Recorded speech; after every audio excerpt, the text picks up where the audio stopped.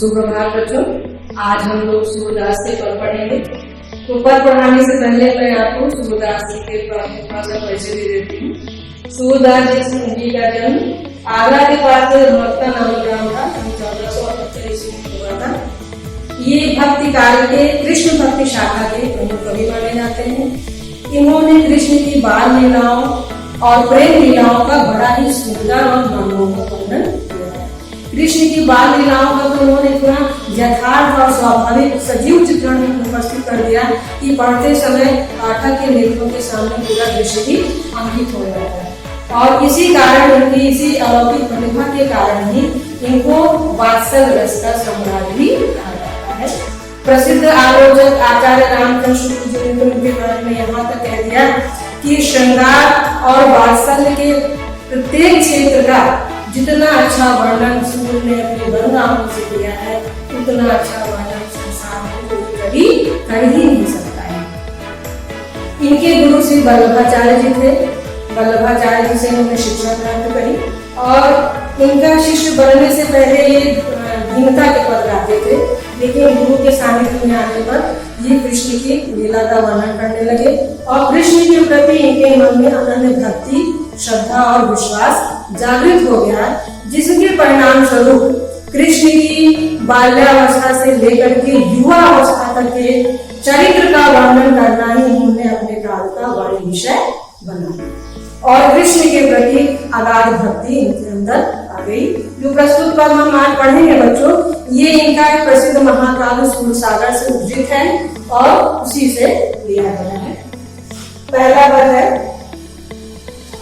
पहले पद में उन्होंने कृष्ण के प्रति अपनी भक्ति को दिखाया है और उनके चरणों की वंदना किया है और अपने आराध्य प्रभु श्री कृष्ण की महिमा का वर्णन किया है। चरण कमल बंदो हरि लाई। सूरदास जी कहते हैं कि मैं अपने प्रभु में अपने आराध्य कृष्ण के कमल के समान सुंदर और कोमल चरणों की मैं वंदना करता हूं। जाति कृपा पंग गिरि है, जिसकी कृपा से पंग माने होता है लंगड़ा व्यक्ति जो चल नहीं सकता, उसे कहते हैं पंग। तो यदि लंगड़े व्यक्ति पर उनकी कृपा हो जाती है तो वो फिर से चलने लगता है और इतनी सामर्थ्य उसके अंदर आ जाती है, इतनी शक्ति उसके अंदर आ जाती है कि पर्वत को भी पार कर देता है। अंधे को सब कुछ दर्शाई और अंधे व्यक्ति को फिर से सब कुछ दिखने लगता है, उसकी नेत्र ज्योति पुनः वापस आ जाती है। बहिरो सुने, बहरा व्यक्ति फिर से सुनने लगता है। और गूंगा व्यक्ति जो बोल नहीं सकता था, उनकी कृपा दृष्टि से वो फिर से बोलने लगता है। रंग चले से छत्र ढलाई और रंग माने होता है बच्चों गरीब, जो मतलब दयनीय स्थिति में रह रहा है। यदि गरीब के ऊपर उनकी कृपा हो गई तो वो राजा बन जाता है, राज सिंहासन को प्राप्त कर लेता है, राजपद को प्राप्त कर लेता है और उसके सर पर राजा की तरह छत्र धारण हो जाता है। सूरदास स्वामी करुणा में। सूरदास जी कहते हैं ऐसे करुणा में स्वामी, ऐसे करुणा के सागर मेरे प्रभु, ऐसे दीनों के बंधु दया के सागर की कृपा जिसके ऊपर हो जाए, ऐसे प्रभु की मैं बार बार वंदना करता हूँ।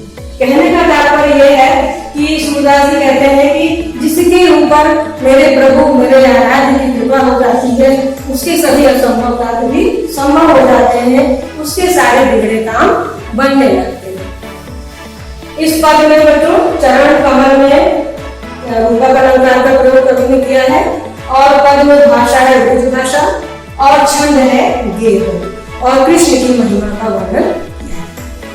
अब तो दूसरे पद में चलते हैं। ये पद भी इनकी प्रसिद्ध रचना सूरसागर से अवतरित है। इसमें उन्होंने कृष्ण की बाल हाथ का वर्णन किया है। मतलब आप जानते हैं कृष्ण का जन्म मथुरा में हुआ था, लेकिन पालन पोषण उनका गोकुल में हुआ, ग्वालों के परिवार में हुआ।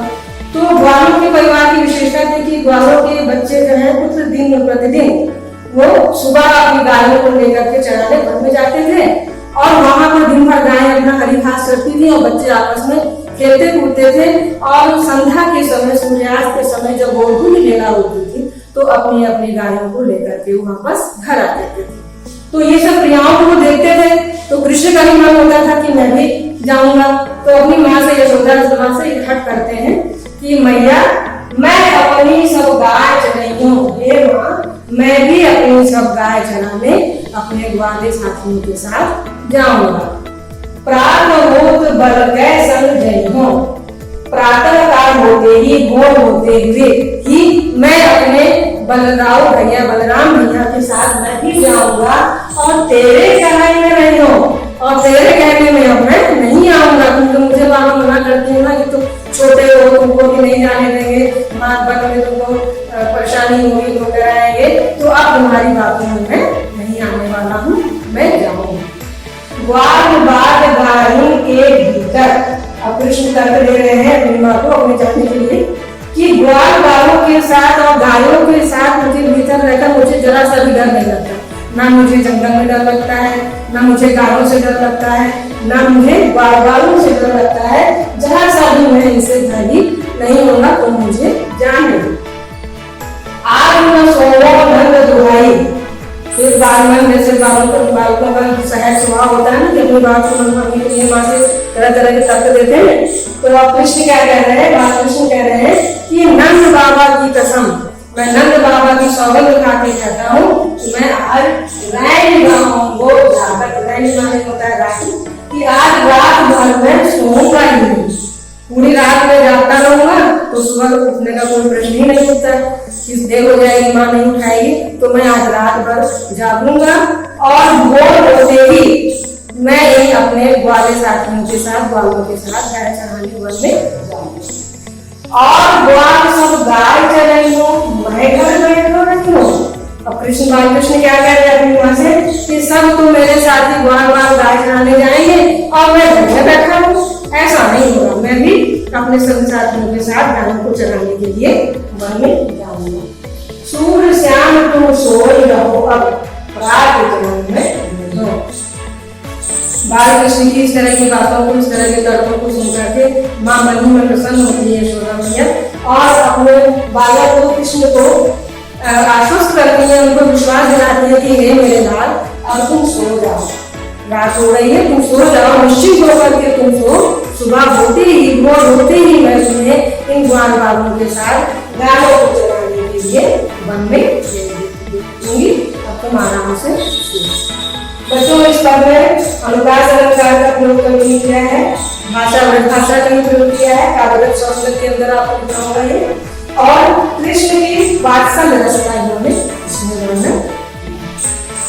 तो इसको पढ़ लीजिएगा, समझ लीजिएगा इसको, अगली क्लास में मिलेंगे हम लोग, तो समझ में नहीं आए, धन्यवाद।